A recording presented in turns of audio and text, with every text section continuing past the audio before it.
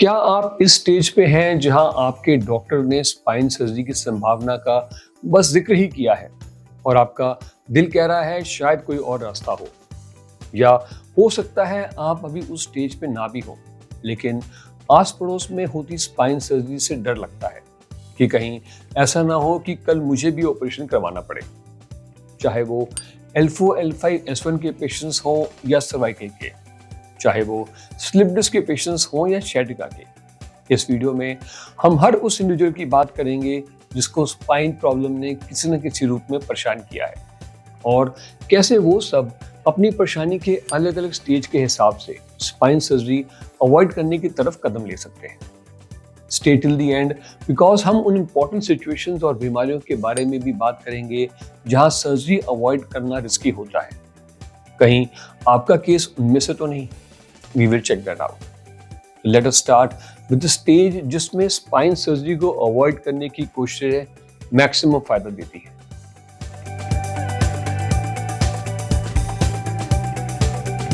Spine surgery से बचना सिर्फ उनका इशू नहीं है जिनके MRI में कुछ दिख गया हो।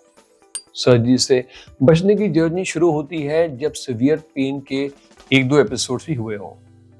आप हर दिन स्पाइन पे जो लोड डालते हैं, गलत तरीके से बैठना, bending without support, sedentary lifestyle, belly fat का बढ़ना, विटामिन डी की कमी, लैक ऑफ हाइड्रेशन, ये सब मिलके स्पाइन को धीरे धीरे थका देते हैं।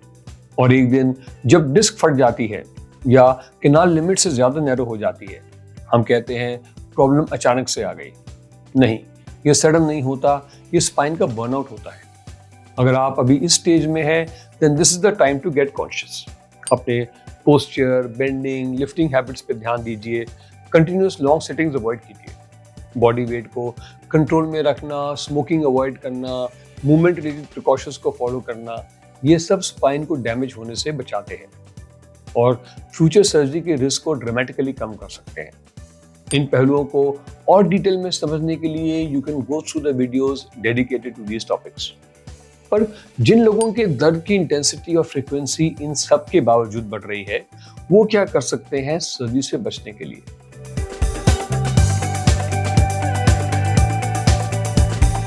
जो लोग पेन मेडिसिन को किसी भी हालत में अवॉइड करना चाहते हैं, उनको समझना चाहिए कि लोकलाइज स्पाइन पेन में टिपिकल पेन मेडिसिन का अपना एक मेजर रोल होता है। सिर्फ दर्द को दबाने के लिए नहीं, बल्कि स्पाइन के अंदर की इन्फ्लेमेटरी कैस्केड यानी कि सोजिश के बिगड़ते सिलसिले को तोड़ने के लिए। इन्फ्लेमेशन कम होने से डिजीज भी कंट्रोल में आ जाती है और नर्व्स के इन्वॉल्व होने के और सब्सिक्वेंट सर्जरी के चांसेस कम हो जाते हैं। और जिनको लोकल पेन के अलावा स्पाइन से उभरा नर्व पेन भी हो, उनको ये जान के आश्चर्य होगा कि गाबापेंटिन और प्रीगैबलिन जैसी नर्व मेडिसिन ने हमें कई एडवांस केसेस में भी सर्जरी को अवॉइड करने में मदद की है, बशर्ते रेड फ्लैग्स ना हो। And this has been proven by scientific studies. So don't miss this golden opportunity, जिससे काफी लोग सर्जरी अवॉइड करने में सफल रहे हैं। और जिनकी परेशानी दवाइयों के बावजूद बढ़ रही है, क्या वो भी सर्जरी से बच सकते हैं? देखते हैं।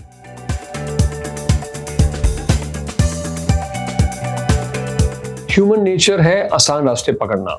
मेरी ओपीडी में मैं रेगुलरली ऐसे मरीज देखता हूं जो चाहते हैं कि बस दवाई से सब ठीक हो जाए, उनको मेहनत ना करनी पड़े। सच्चाई में स्पाइन प्रॉब्लम्स टाइफाइड या मलेरिया की तरह नहीं होती कि सिर्फ दवाइयों के एक कोर्स से ठीक हो जाए। Along with precautions and medicines, we also need a combination of physiotherapy and exercises. और वो इसलिए क्योंकि spine problems often start with weak muscles. जब ये मसल्स सपोर्ट देना छोड़ देते हैं, तब डिस्क पे लोड पड़ता है। बिल्कुल वैसे ही जैसे गाड़ी के टायर के अगर नट ढीले हों तो टायर टेढ़ा मेढ़ा घूमता है और जल्दी डैमेज हो जाता है। मेडिकेशंस आपको शुरू के कुछ हफ्ते रिलीफ देंगी, लेकिन अगर आपने फिजियोथेरेपी की हेल्प से ग्रेजुअल और स्पाइन स्पेसिफिक स्ट्रेंथनिंग नहीं किया तो प्रॉब्लम फिर से लौट सकती है। और जो लोग प्रिकॉशंस, मेड्स या एक्सरसाइजेस को इग्नोर करते हैं, उनकी परेशानी कभी कभी नेक्स्ट स्टेज तक पहुंच जाती है।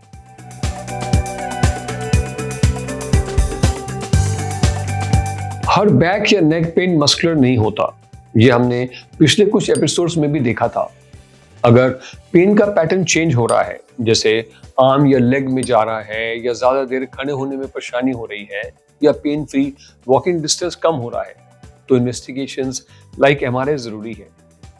एमआरआई करवाना सर्जरी को अवॉइड करने के और रास्ते खोल देता है। जिन लोगों को ओरल मेडिकेशन सूट नहीं करती या फायदा नहीं करती, उनके लिए स्पाइनल इंजेक्शंस जैसे कि एपिड्यूरल, नर्व ब्लॉक या फैसेट जॉइंट ब्लॉक वगैरह वगैरह एक ब्रिज का काम करते हैं। शॉर्टकट के रास्ते डायरेक्ट टारगेट तक पहुंच के ये गैस्ट्रो, रीनल और लिवर साइड इफेक्ट से बचाते हैं। ये इंजेक्शंस एक रीसेट बटन की तरह होते हैं। पेन कंट्रोल मिलता है और इस विंडो में आप एक्टिव रिहैब पर फोकस कर सकते हैं। नेक्स्ट एपिसोड में हम एक स्पेशल इंजेक्शन टेक्निक के बारे में बात करेंगे जो कंट्रोवर्शियल भी है और कुछ लोगों के लिए लाइफ चेंजिंग भी। टू सी दैट, ये समझना जरूरी है कि अगर इंजेक्शन लेके सिर्फ रेस्ट किया, रिहैब नहीं, तो पेन वापस आ सकता है और हो सकता है सर्जरी अनअवॉइडेबल हो जाए। इन सिचुएशंस पे आते हैं थोड़ी देर में। पहले उस स्टेज की बात करते हैं जो सर्जरी से बचने का आखिरी चांस होता है। ये सबसे डेलिकेट स्टेज होती है।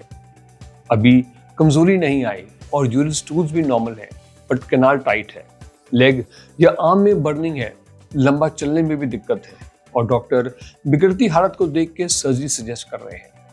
इस स्टेज में सब कुछ मैनेज करने पे टिका होता है। अगर आप ट्रैवल कम करते हैं, झटकों से बचते हैं, वेट को कंट्रोल करते हैं और प्रिकॉशंस पूरे रखते हैं और साथ में फिजियोथेरेपी और मसल एक्सरसाइजेज रेगुलरली करते हैं, तो स्पाइन पे लोड कम हो जाता है और उसकी स्ट्रेंथ ज़्यादा हो जाती है और सर्जरी पोस्टपोन हो सकती है। पर अगर आप पुराना वर्कलोड से काम चलाते रहेंगे तो स्पाइन प्रेशर नहीं ले पाएगी और ऐसे में बिगड़ती हुई क्वालिटी ऑफ लाइफ के चलते हमें सर्जरी करवानी पड़ सकती है।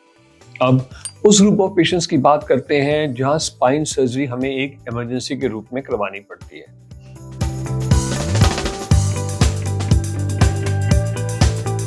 ये वो स्टेज है जहां हम इमोशनली तो सर्जरी से बचना चाहते हैं, लेकिन मेडिकली उसका वक्त आ चुका होता है।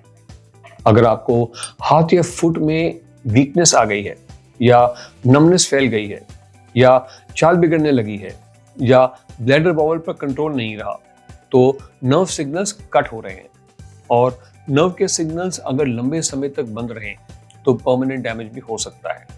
इस स्टेज पे अगर आप सर्जरी पोस्टपोन करते हैं तो रिकवरी की क्वालिटी भी कॉम्प्रोमाइज हो जाती है। इन दिस स्टेज डिस्कशन इस पे नहीं होना चाहिए कि सर्जरी करवाएं या ना करवाएं, बल्कि इस बात पे होना चाहिए कि कहाँ करवाएं और किससे करवाएं। अब तक आप समझ गए होंगे कि सर्जरी से बचना एक दिन का काम नहीं होता।